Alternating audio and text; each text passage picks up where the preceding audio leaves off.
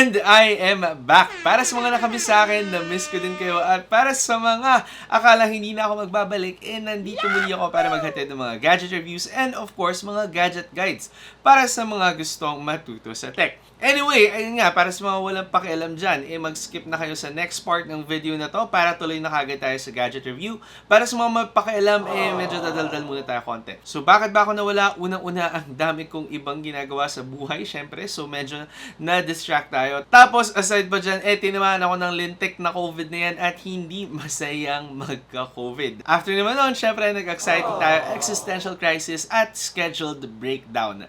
And, muli na naman ako nagbabalik para maghatid sa inyo ng mga gadget reviews at hopefully, tuloy-tuloy na to. Anyway, simulan muna natin ang ating pagbabalik sa review ng VIVO Y16. Tara, try natin to.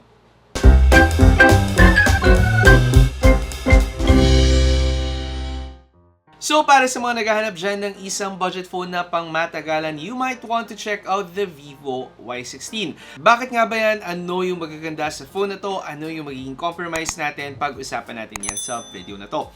Pero of course, bago ang lahat, check muna natin kung anong contents ng box ng VIVO Y16.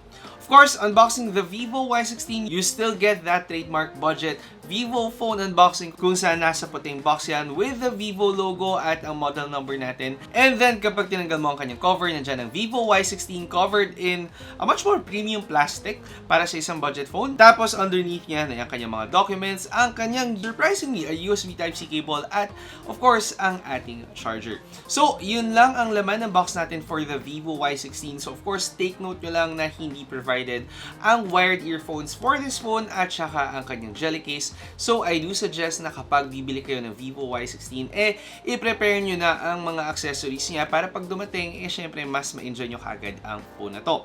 Ngayon, move on naman tayo doon sa design ng ating VIVO Y16. And one of the main highlights of this phone, masabi ko, yung design ng ating phone. Kasi kung titingnan nyo naman from the design of this phone, hindi talaga siya magmumukhang budget phone.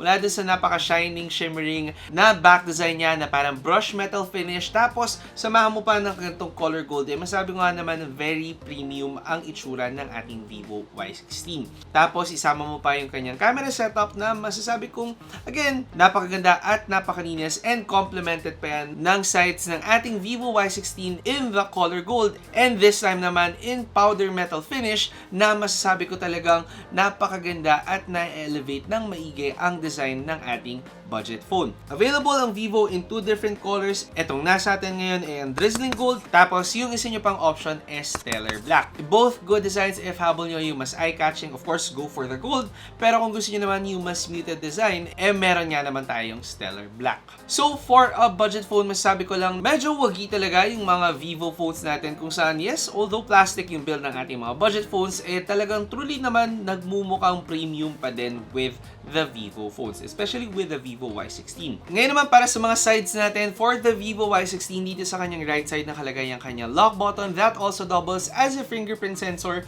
Ang kanyang volume buttons, nasa taas ang kanyang SIM card tray, and then nasa bottom part naman ang kanyang speaker grills, USB Type-C port na nakakatuwa lang coming out of a budget phone, and then of course, ang ating headphone jack. Pero of course, hindi lang naman tayo nagfo-focus sa designs when it comes to phones. For the VIVO Y16, sa screen niya, meron kang 6.51-inch HD Plus IPS LCD display. At ang masasabi ko lang, normal naman yung ganitong display for a budget phone. Nothing too surprising or groundbreaking for the VIVO Y16.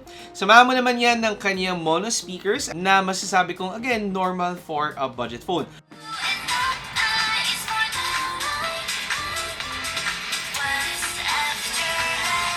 Quality ng screen at saka ng audio natin is okay for the VIVO Y16, and kung sakaling mahilig naman kayo for media consumption, hindi naman kayo magkakaroon ng issues on this phone. Ngayon, kung sakali naman na mahilig kayo manood ng mga videos on the VIVO Y16, thankfully meron siyang 5,000 mAh battery course, to support yung talagang daily use natin ng ating phone. Syempre, tinest out natin ang battery ng Vivo Y16 and so far, after gaming for 2 hours on this phone with max brightness at saka max volume, bumaba ang battery natin from 100% down to 67%.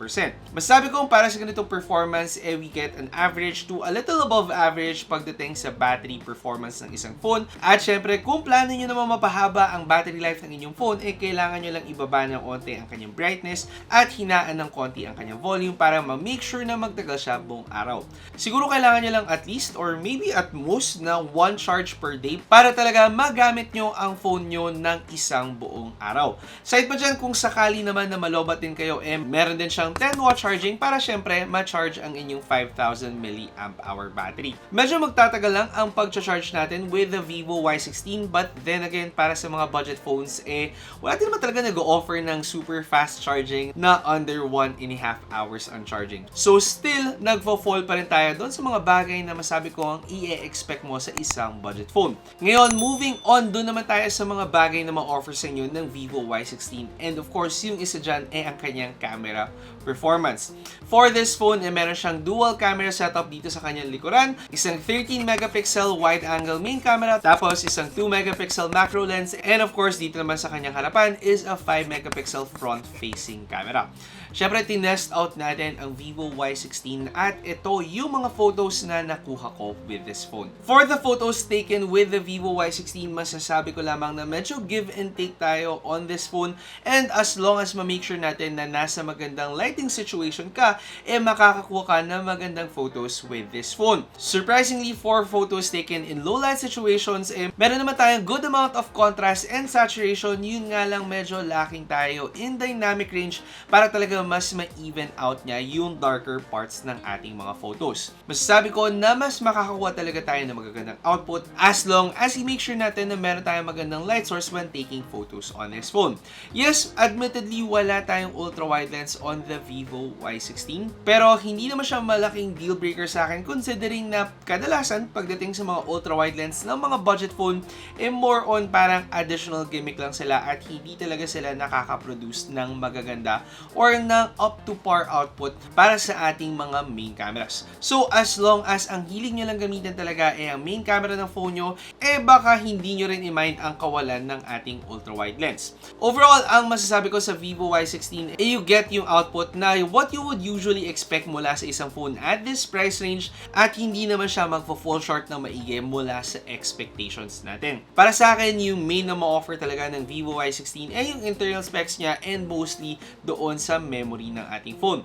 For this phone, gumagamit siya ng MediaTek Helio P65 na chipset. Meron tayong 2 variants for the memory na merong isang 4GB of RAM with 64GB of internal storage or doon naman sa mas mataas na 128GB of internal storage. Meron pa tayong 1GB of extended RAM of course para talaga ma-make sure na mag-run ng smoothly ang ating phone. Of course, for the Vivo Y16, benchmark din natin siya at ito ang mga results na nakuha natin. Masasabi ko na for the Vivo Y16 na nag-offer ng mataas na memory para sa kanyang price point, of course, mas pang matagalan na gamitan ang phone na to. Especially kung kayo yung mga casual users lamang. Malaking bagay yung mataas na memory sa mga phone guys kasi the easier na mapuno ang memory ng phone mo, the easier din or the earlier din na mag-lag or magka-problema yan. Side pa dyan, doon sa 4GB of RAM plus an additional extended RAM pa, syempre mas mamamake sure din yan na maiwasan natin ang lag, especially para sa mga budget phones nga. Ngayon, para naman doon sa mga hindi casual users or doon sa mga mahilig maglaro sa mga phone nila, of course, nag-game din tayo sa ating phone at ito ang mga footages na meron tayo.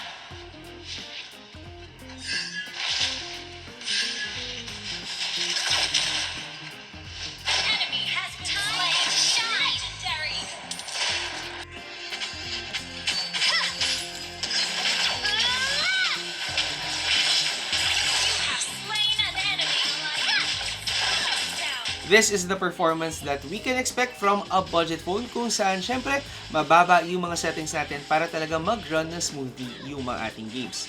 Kung sa Mobile Legends lamang at Call of Duty yung madalas na nilalaro nyo, for sure, kaya pa rin naman yung ma-run ng ating VIVO Y16. However, for games na katulad ng Genshin Impact, medyo hindi na ito compatible para sa ating VIVO Y16. Mas ideal syempre yon sa mga mas higher-end models ng VIVO phones katulad ng VIVO Y35 or doon sa mga V-series phones na ating VIVO na, kung magre-release pa nga ba sila ngayong dulo ng 2022. Anyway, para sa ating VIVO Y16 overall, masasabi kong meron naman tayong good enough performance coming out of the camera at saka processor ng phone na to to deliver kung ano yung madalas na kailangan nga natin sa ating phone. Especially for casual users dyan na talagang mas ang habol lang ma-cover yung mga basic needs nila at ang mas gusto talaga nila yung phone na coming from a reliable brand and of course yung mas pang matagalang gamitan talaga. With a good battery capacity, good amount of memory, and of course yung mga specs na usually ine-expect mo mula sa isang budget phone, masasabi ko nga namang iba ang tirada ng VIVO sa usual na ine-expect natin mula sa usual phones ng 2022. Pero bago natin i-conclude yan, magkano nga ba ang VIVO Y16? So for this phone guys, again, meron tayong dalawang variant para doon sa 4GB of RAM with 64GB of internal storage. Yan ay nakakalagang 7,999 pesos. Tapos para naman doon sa mas mataas na storage variant natin na may 128GB of internal storage, yan ay nakakalaga na 8,499 pesos. At para sa mga presyo na to, masasabi ko nga ba na sulit ang VIVO Y16? Of course, that depends doon sa mga pangangailangan nyo sa mga phone. Again nga, iba ang tirada ng VIVO compared sa ibang mga brands kung saan mas nag-focus siya doon sa kanyang storage at saka sa kanyang design. Of course, given na nagagaling siya mula sa isang reliable, tried and tested brand. Mas safe and secure option kung saan meron siyang stable performance in both camera at saka for gaming. Tapos nag-offer siya ng stable na memory in the long run para talaga mas pang matagalang gamitan ng inyong phone. Syempre, depende na nga lang ulit yan kung yun nga ba ang hinanap mo mula sa isang budget phone. Anyway, yun na ang masasabi ko for the VIVO Y16 at hopefully nakatulong ang video na to na mabigyan kayo ng idea kung ano nga ba ang ma-offer sa inyo ng VIVO Y16. Again, kung sakaling meron kayo mga questions, suggestions o kaya negative reactions, of course, comment nyo lang yan below. Kung ikaw ngayon ka lang nanood ng video ko at ngayon lang din ako nagbalik, syempre mag-subscribe ka na lang din dito sa ating channel. Click mo na lang yung subscribe button natin below, yung ating bell icon para ma-update ka whenever I post videos. Again, ako si Alvin, ang inyong tech guy. See you next time. Ingat!